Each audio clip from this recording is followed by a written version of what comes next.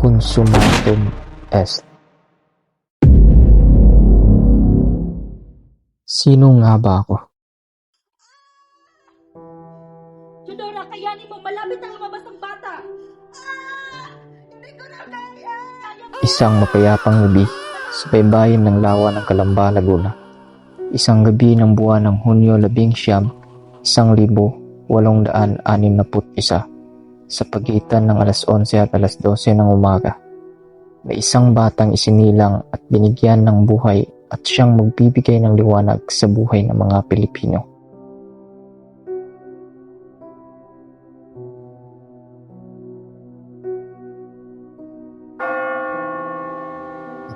Si Dr. Jose Protasio Rizal Mercado Y. Alonso Realonda ay kapito sa 11 magkakapatid. Dito nagsimula ang kwento ng isang bayani, isang kwento na magbibigay ng inspirasyon sa maraming henerasyon ng mga Pilipino. Binibinyagan kita, Jose Protasio Rizal Mercado y Alonso Realonda.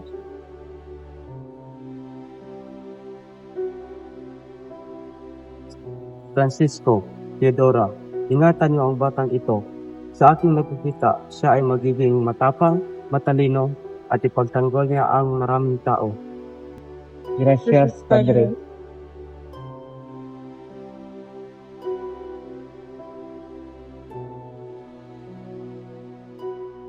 Ako si Jose Rizal. Bata pa lamang tinuruan na ako ng aking mga magulang na maging makadiyos, matapat at mapagmahal. Pepe, halika, pangunahan mo ang ating pagdarasal. Isa sa di ko malilimutang alaala ay ang sama-sama naming pagdarasal bilang pamilya. Sa ngalan ng Ama, ng Anak, at ng Espiritu Santo. Amen.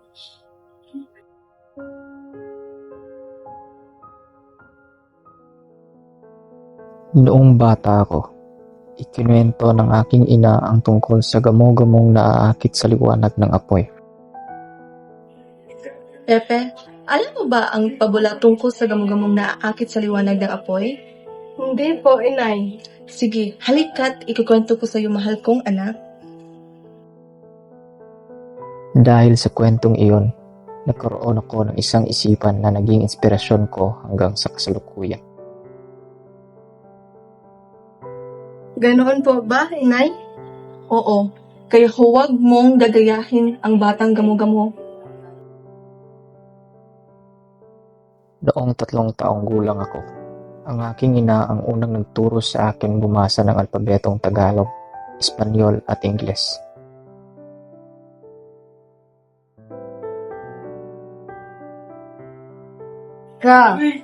Napakagaling, anak. Sadyang napakatalino mo talaga, walang duda. Makalipas sa maraming buwan, sa tulong ng mga tagapagturo tulad ni Maestro Celestino, mas lalo akong natututo sa pagbabasa, pagsusulat, relihiyon at matematika. Mahusay, marunong ka nang magbasa at masulat. Higit pa riyan ang pagiging alisyo sa matematika at relihiyon.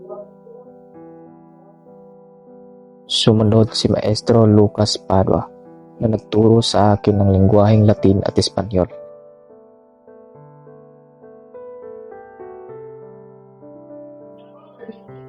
Mahilig kang ang tunay sa sini, ang pag-iiskultura, ang pagpipinta, at higit sa lahat ang pagsusulat ng tula. Maraming salamat po, Maestro Monroy.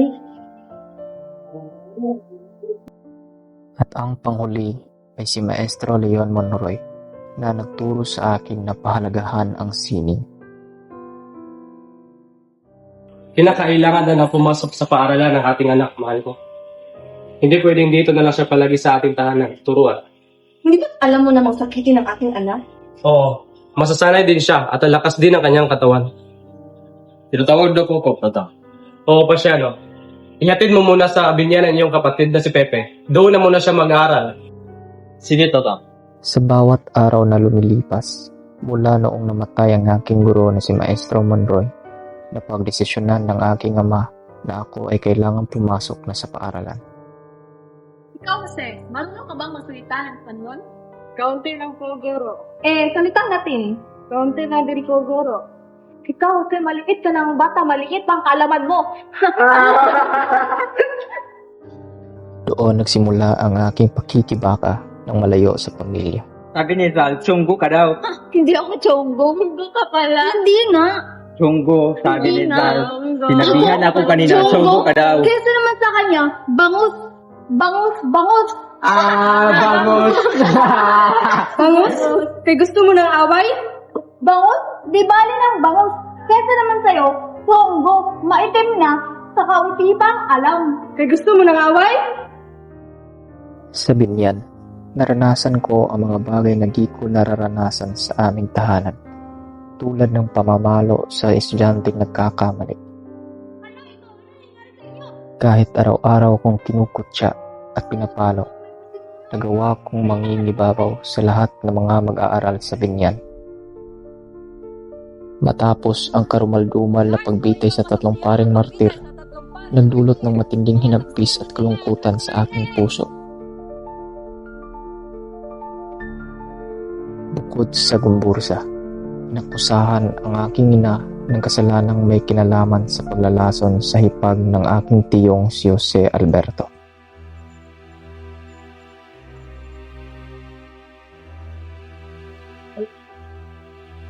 Alberto, anong dahilan na taparito ka? Nalaman kong may ibang kinakasama ang aking asawa. Ngayon ay ninaplano kong huwalayan na siya. Ano? Hindi yan maaari. Naisip mo ba kung anong sasabihin ng ibang tao? Hindi magandang pag-usapan tayo ng buong bayan. Huwag mong hayaan na masira ang pangalan at kunamalat sa atin ng ating mga ninuno. Bilang ikay aking kadugo at lubis kong pinahahalagahan. Mas pipiliin kong makinig sa iyo at magtaraya na lamang.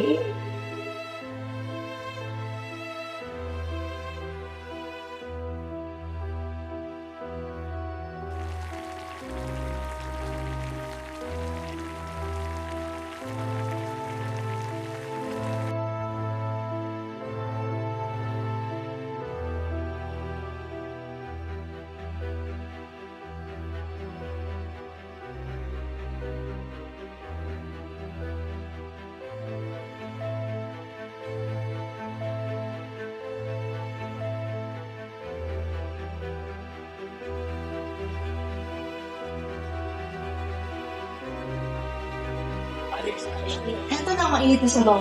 Huwiin mo habang mainit pa. Ito ba ang nangyari?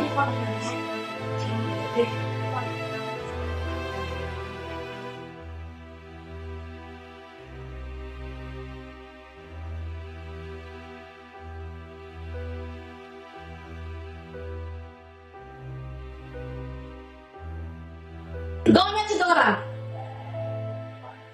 Ano nangyari sa'yo? Sisigaw ka rito. Hanggang sa baba, narinig ko yung boss mo. Kailangan ba talaga patayin? Kaya nilagyan mo ng lason ang sabaw na ito? Ano sinasabi mo? Walang lason ng sabaw na iyan. Ano wala? Ininom ko ito, bigla na lang sumakit ang tiyan ko. Ibig sabihin, bala ko talaga akong patayin. Huwag kang magsinungaling. Hindi ko nilagyan ng lason ng sabaw na iyan.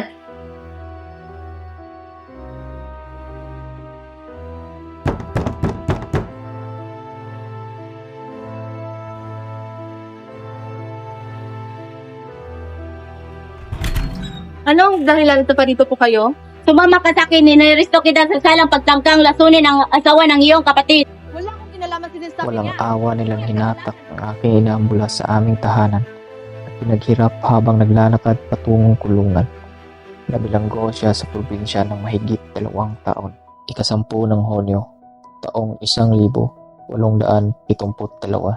Sinamahan ako ng aking kuya na si Pasiano patungo sa Maynila upang magbabaka sakaling makapasok sa Ateneo.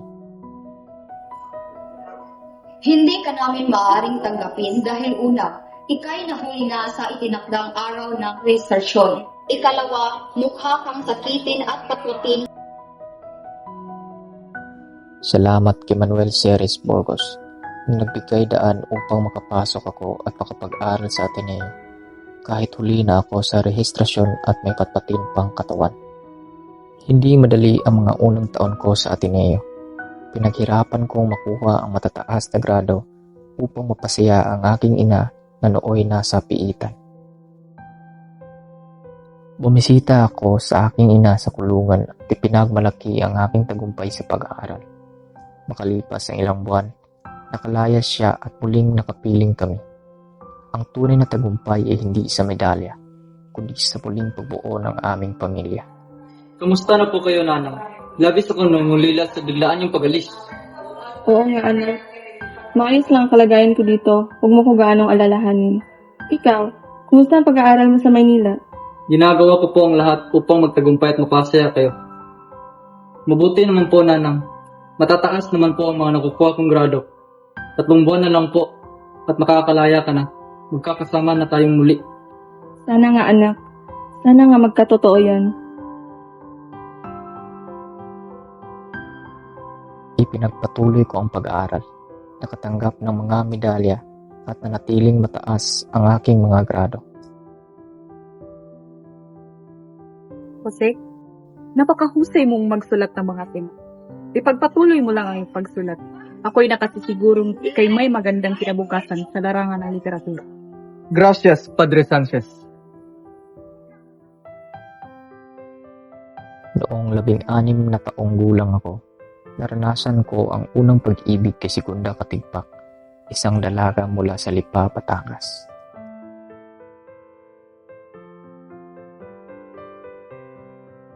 Matapos magtapos sa Ateneo, bumalik ako sa Calamba. Ngunit bago ang lahat, kinailangan kong magpaalam sa dalagang unang napagbigani sa aking puso. Kamusta ka, Jose? Gusto ko sanang mapaalam sa iyo at ako'y uwi na sa aming tahanan sa Calamba. At baka hindi na tayo makikita ngayong bakasyon. Ako man ay uuwi na rin sa aming bayan sa Lipa. Sige, paalam na.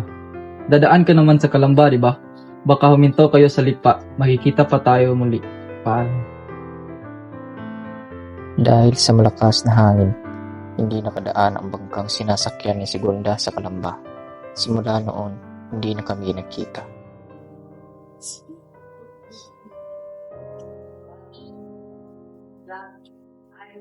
Jose, ano bang iyong iniisip? Masyado ka ng maraming nalalaman. Baka maputulan ka ng ulo. Francisco, pigilan mo ang iyong anak sa kanyang binabalak. Iyan mo siya, Teodora. Ang nais niya ay magkatotoo ang kanyang mga pangarap. Nana, supportahan natin si Jose.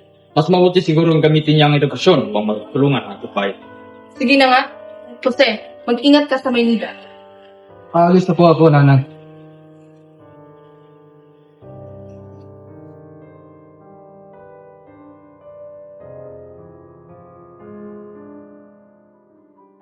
Isang buwan matapos magtapos sa Ateneo, nagdesisyon akong kunin ang kursong Pilosopiya at Literatura habang hinihintay ang sagot ni Padre Pablo Ramon.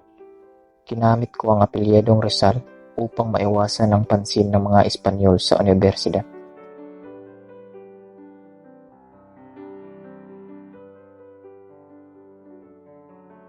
Habang nag-aaral sa Universidad ng Santo Tomas, nakilala ko si Leonor Rivera, isang kaakit-akit at mahinhin na dalaga, anak ni Tio Antonio Rivera.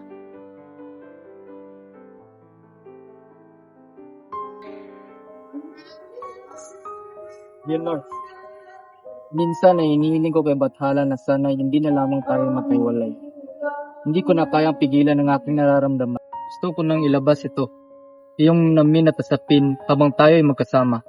Gusto ko nang yakapin ang hinaharap ng buong puso kasama ka at hindi kita iiwan magpakailanman. Pero Jose, paano kung malalaman nila ang ating relasyon? Ano na lang ang ating gagawin? Itatanan kita kung magkataon. Ngunit ngayon ay ilihim muna natin sa ating mga kamag-anak ang ating ugnayan. Natawagin kitang tahimis mula ngayon upang walang makaalam. Jose,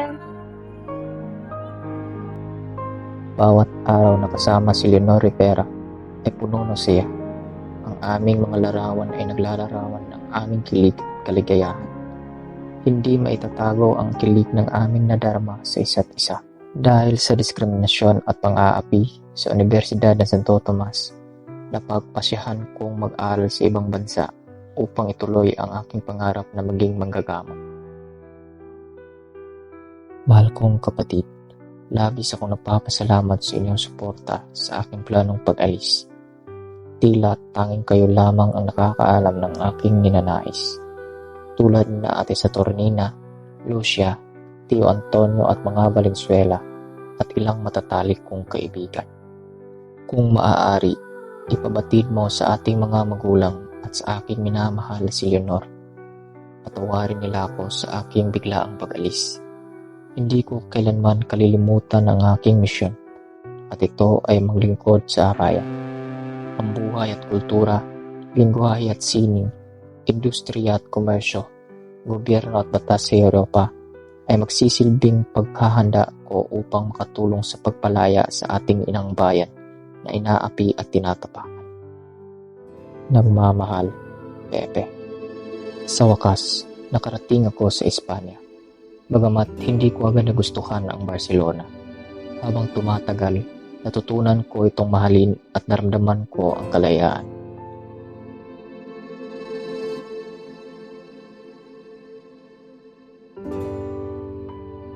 Sa isang tahimik na silid, nagsusulat si Rizal ng Amor Patrio.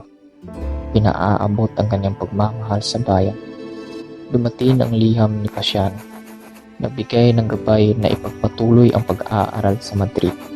Ang kanyang mga salita ay nagbigay lakas kay Rizal upang magpatuloy sa misyon. Aking mahal na kapatid, nais ko lamang ipabatid na ipagpatuloy mo ang iyong pag-aaral ng medisina sa Madrid para sa iyong kabubuti. Lubos na nagmamahal, Pasiano.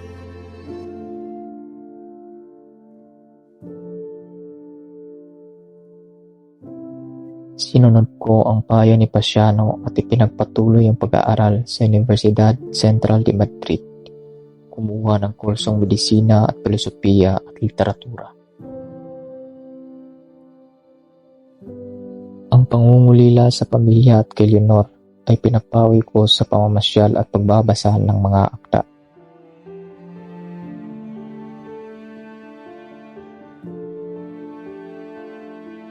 Sa aking paglakbay sa Europa, nakilala ko ang mga mason at naging kasapi upang ipaglaban ang kalayaan at karapatan ng ating lahi. Nangungulila ako sa aking bayan, ngunit ang kalungkutan ay nawawala tuwing nasisilayan ko ang mga magandang mukha ni Consuelo.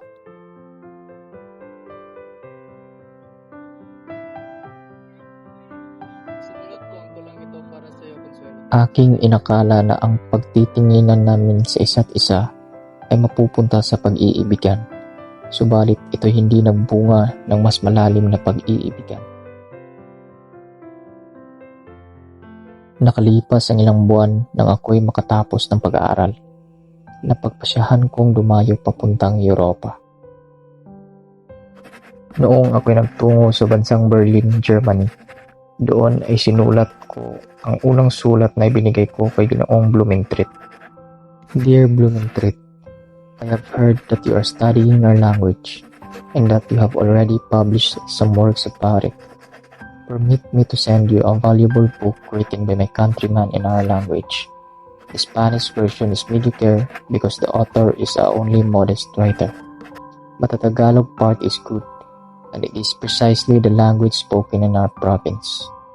Truly yours, Rizal. Pagkaraan ng ilang taon, ay natapos ko ang aking unang nobela na Noli Me Tangere. Rizal, ikaw ba yan? Ano nangyari sa'yo? Walang pera mula kay kuya. Baklaran ko mong nakaraang buwan. Isang linggo na lang ako kumain. At ako na rin ang naglalaban ng aking mga damit upang makatipid. Ika.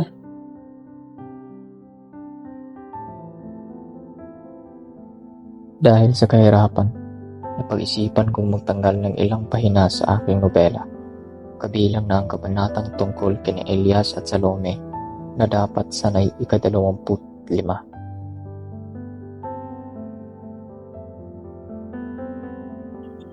Sa wakas, nakahanap na din tayo na maglilimbag ng Noli Me Tangere.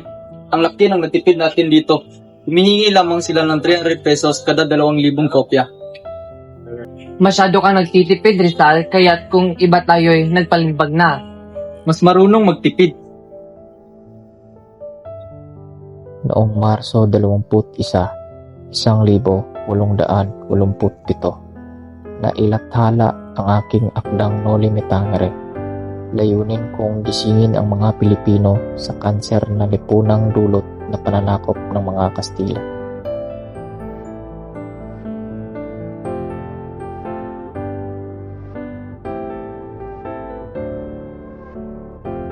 Viola, itong manuskriptong ito ay sinisiguro kong sa iyo.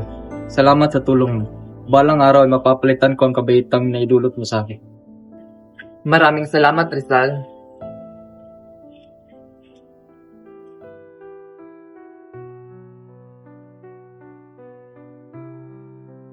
Mahal kong ama, gusto ko munang humingi ng kapatawaran dahil sa pagtakas sa inyo upang makapag-aral dito sa Madrid. Ako po ay naglalakbay upang makahanap ng karunungan na makakatulong sa akin sa pagpalaya sa ating bayan. Sa 15 ng Hulyo ay maghahanda na ako sa aking pag-uwi at sa Agosto ng kasalukuyang taon ay magkikita na tayong muli.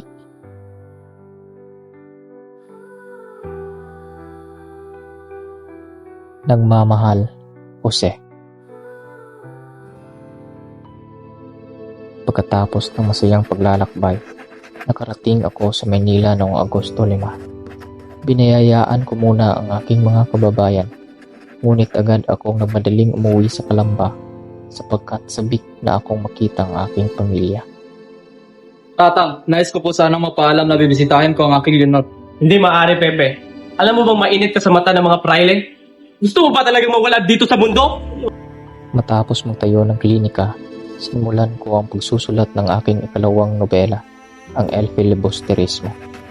Patuloy ang mga batikos sa Noli Me Tangere, lalo na mula kay Padre Rodriguez at mga praile, na galit sa pagpakita ng katotohanan sa kalagayan ng Pilipinas.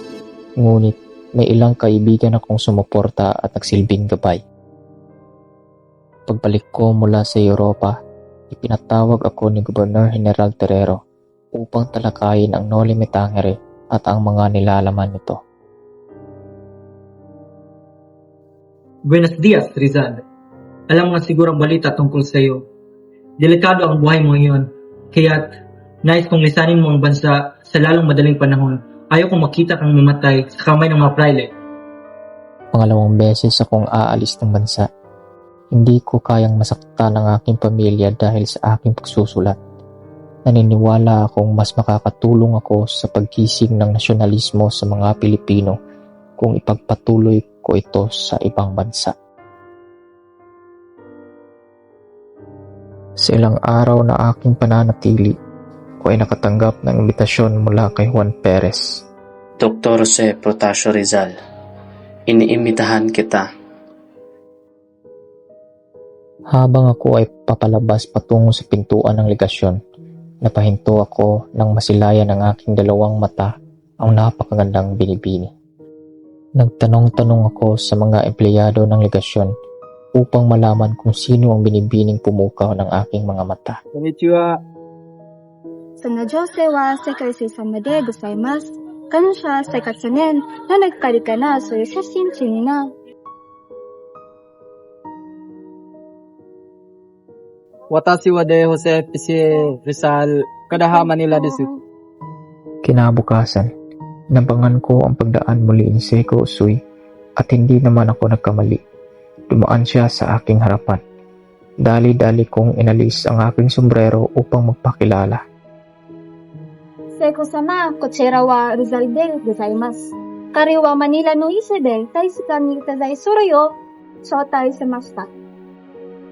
Jose Rizaru, Sorana ni Aite, Oreshi desu. I speak English and French. Je parle anglais et français. Je vois. Je pensais que j'ai besoin d'étudier davantage le Japon. I'm lucky that you can speak 2 languages that I know. Let us be friends and please take care of me.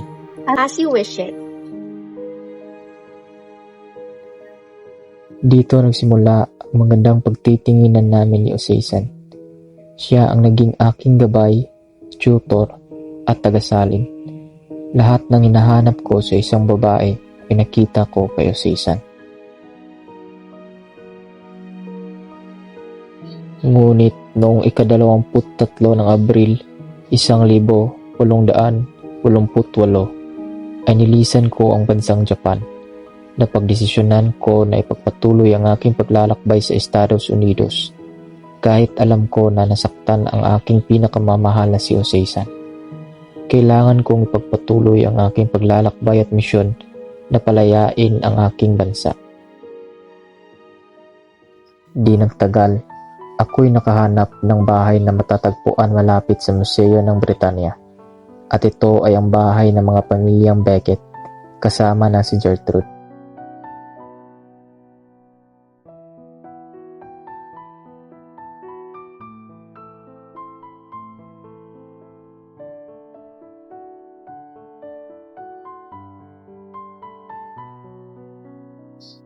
Kinugol ko ang aking oras sa pambansang aklatan ng Britanya na nagtataglay ng napakarami at di pangkaraniwang aklat. Kadalasang pumupunta ako dito upang magsaliksik. Sa pagtira ko sa bahay sa mga Beckett, napagtanto ko na ako'y may nararamdaman sa pangalan ni Ginoong Charles, si Gertrude. Kung tatawagin ko siya ay Getty. Aking lubos na ikinatuwa ang paghanga ko sa kanya.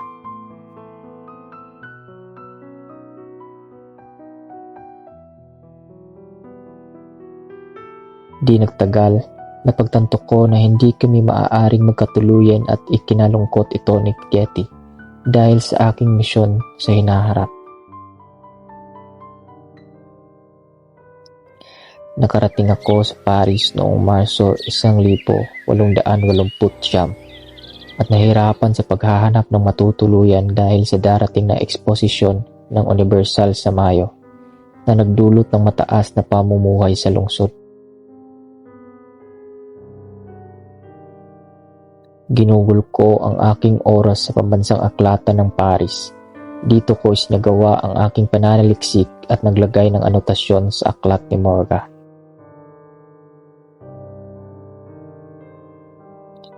Noong 1890, nailimbag na ang aking edisyon na may anotasyon sa akdang Successus ni Morga. Matapos manirahan sa Paris, nagpunta ako sa Brussels, kung saan ako'y naging abala sa pagsusulat ng El Filibusterismo at mga artikulo para sa La Solidaridad. Dahil paubos na ang aking pondo, naganap ako ng imprentahang may mababang singil at nagsangla ng alahas upang may maibigay na paunang bayad. Ika-18 ng Setyembre, taong 1871 nang matapos ang publikasyon ng aking akda. Nang ako'y makabalik sa Maynila, minarapat kong magpatawag ng isang pulong upang bumuo ng isang samahan na tinatawag na La Liga Filipina. Una sa lahat, nais kong mapasalamat sa inyong lahat sa pagdalo sa pulong na ito. Ngunit ano ang iyong nais at ikaw ay nagpatawag ng pagpupulong? Nais ko sanang magtatag ng samahan ng mga Pilipino upang tumuligsa sa pamalaan ng mga Kastila. Ngunit paano ka nakatitiyak, Rizal, na tayo magtatagumpay? Marami sa atin ang alam naman natin sila ay makapangyarihan. Kaya nga tayo narito upang pagplanuhin natin ang susunod na hakbang. Sangayon ako sa iyong mga plano, Rizal, kaya't ikaw ay magpatuloy sa iyong inihahayag. Kung gayon, tayo na't maghalal ng mga mamumuno sa ating samahan.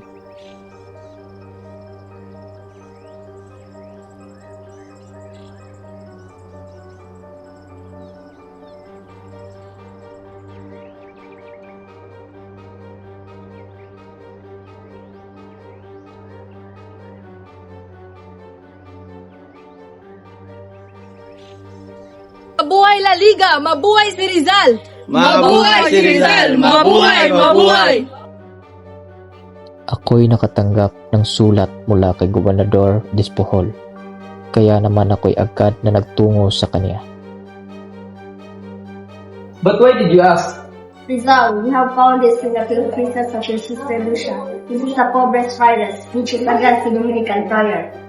I do not know where that came from. When we arrived in Manila, the inspectors thoroughly checked our luggages. That is not ours! Don't deny it. Silence! You'll be taken by my nephew, Ramon, to Fort Santiago. Station.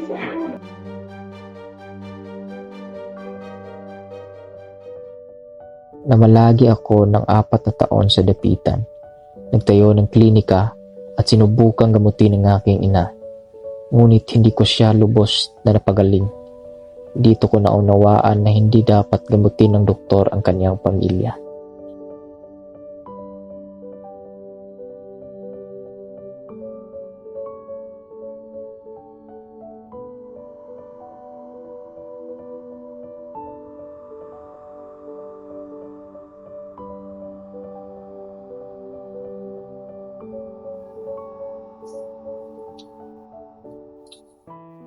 Good day, Dr. Rizal. I would like to inquire on the health of my stepfather. Oh, please have a seat.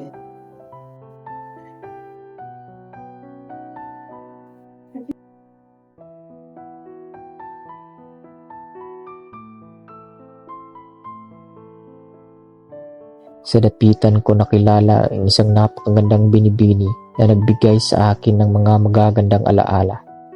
Siya ay isang magandang dalaga na taga Hong Kong.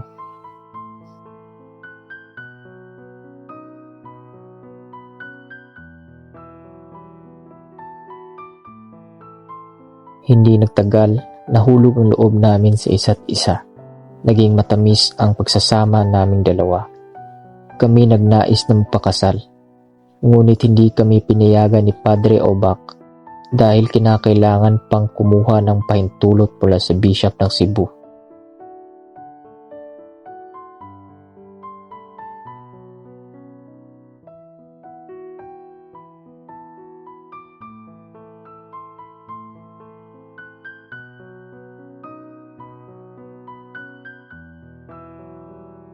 Sa mata ng Diyos, tayo ay kasal na. Jose, tinatangi kita ng buong buo at nais kong mamuhay kapiling ka habang buhay.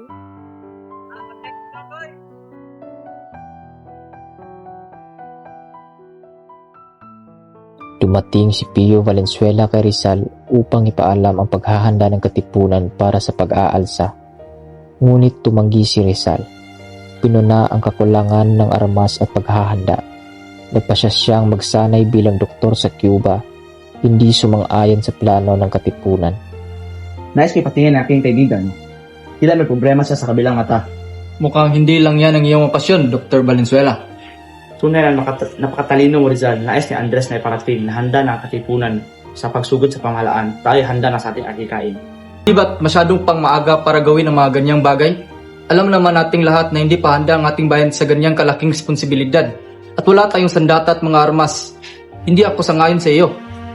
Ngunit ito ay nakaplano na ito ang paraan ng paglaya sa bilangguan. Ngunit ayaw kong sirain ang aking mga salita. Ako'y makakaranas na hindi ako tatakas. At isa pa, pinayagan ako ni General Blanco na pumunta sa Cuba upang maging doktor ng mga hukbo. At upang makapag-aralan ko ang mga bagay-bagay tungkol sa digmaang pampraktikal. Mukhang hindi kita mapipilit sa aming akikain. Paumanhin, Pio. Habang ako'y nag-iingat upang hindi maabutan ng himagsikan, nakatagpo ako ng pagkakataon. Pagkalipas ng 1 buwan, nakasakay ako sa barkong Tola de Panay patungong Kapanya, kung saan nakipagtagpo ako kay Don Ngunit Frederico. Jose, tila masyadong namataas ang kaya dapat alam mo na hindi na siya dapat pagkatinilaan. Mahalaga tayo, Pedro. Magiging maayos din ang lahat ng ito. Kaagad dinakip si Rizal at dinala pabalik sa Manila para humarap sa paglilitis. Bagamat wala siyang kinalaman sa himagsikan, itunuring ng mga Kastila ang kanyang mga akda bilang sanhi ng mga himagsikang idea. Kaya't ipinag-utos ang kanyang pagkulong.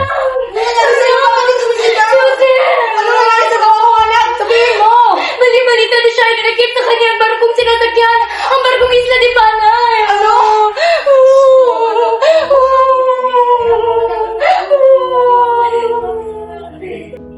Kailangan nating matulungan si Rizal sa kanyang kalagayan. Kilala naman natin na kailangan nating gumawa ng paraan. Sa paanong paraan naman, Dr. Guido? Maghain tayo sa punong mahistadong Habras Corpus upang marinig nila ang ating saloobin. Ano ba ang aking may tutulong? Kung iyong nais, ikaw na ang maghatid sa kanila nito. Masusunod, Ginoo.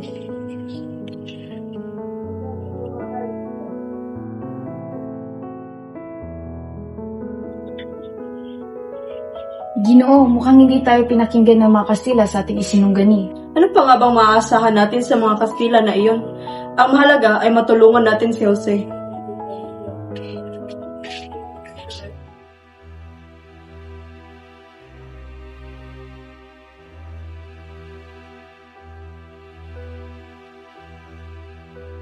Ano nangyari? Hindi mo lang tayo nila binigyan ng pagkakataon. Minadali nila ang paglilitis. Diloko nila tayo. Ginamit lang nila yon. Bakit ka ba galit na galit? Ako naman tumamamatay. Buti naman at nakapagpatawa ka pa. Tabiel, ayoko nang mabitin ni lahat ng tungkulin ko sa gobyerno. Uuwi na ako ng Espanya. Hiyang-hiya na ako sa iyo, Rizal. Huwag mo namang gawing ganun, Tabiel. Pareho naman tayo.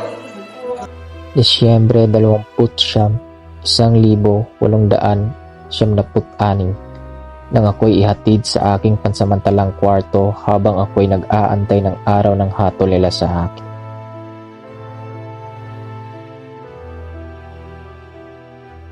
Kailangan nating gumawa ng paraan upang mailigtas si Jose Rizal. Mabuhay! Buhay! Mabuhay! Mabuhay si Jose Rizal! Mabuhay! Mabuhay! Mabuhay si Jose Rizal!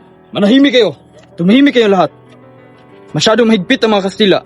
Hindi madali ang nais nyo. Handa kaming mamatay para lang mailigtas si Jose Rizal. Mabuhay! Mabuhay! Mabuhay si Jose Rizal! Tama na. Tumahimik kayong lahat. Ako man, gusto kong mailigtas ang aking kapatid. Ngunit natitiyak ko na kahit man hindi gugustuhin ni Pepe na dumanak ang dugo ng dahil sa kanya. Wala na tayong magagawa. Diyos nang bahalang magligtas sa kanya. Mahal kong kapatid, may 4 na taon at kalahati nang hindi na tayo nagkitang muli at maaaring katulad man ay hindi na magkitang muli. Ngayon, ako'y mamamatay na.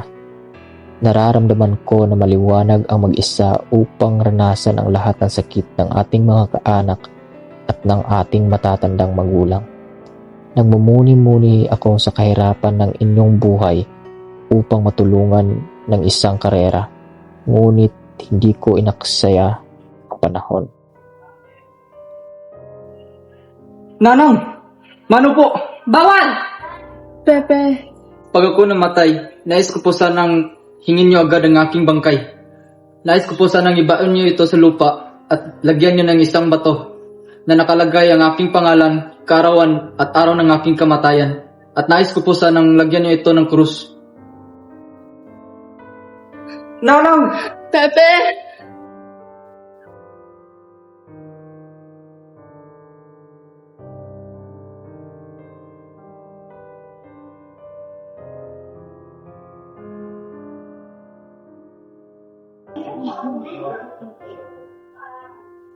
Handa na ako. Ikaw, huwag kang mataranta. Andito ako. Tanggapin mo ito para hindi mo ako makakalimutan. Bigay mo na lang yan sa pamilya mo dahil marami na akong alaala sa iyo.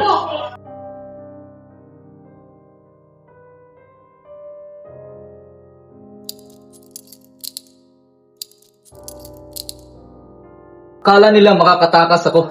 Isa na ako pupunta sa dapitan.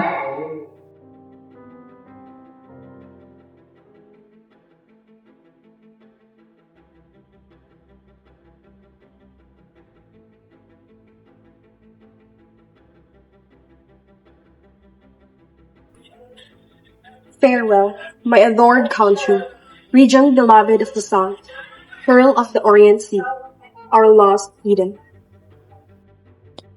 Departing in happiness, to you I give the sad remains of my life. And had it been a life more brilliant, more fine, more fulfilled, even so, I would have given it willingly to you. Others are giving you their lives on fields of battle, fighting joyfully without thought for how it takes place.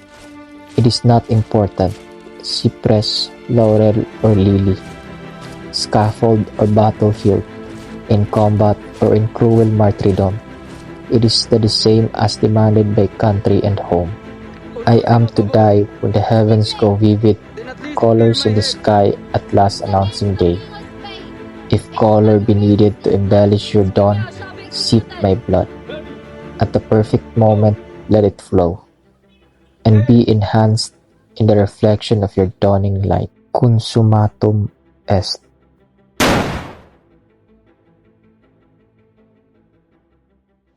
Ang kamatayan ni Jose Rizal ay nagsimula ng laban para sa kalayaan. Ang kanyang mga salita at sakripisyo ay nagbigay liwanag sa madilim na panahon ng pang-aapi. Sa bawat laban, ang diwa ni Rizal ay patuloy na mabubuhay.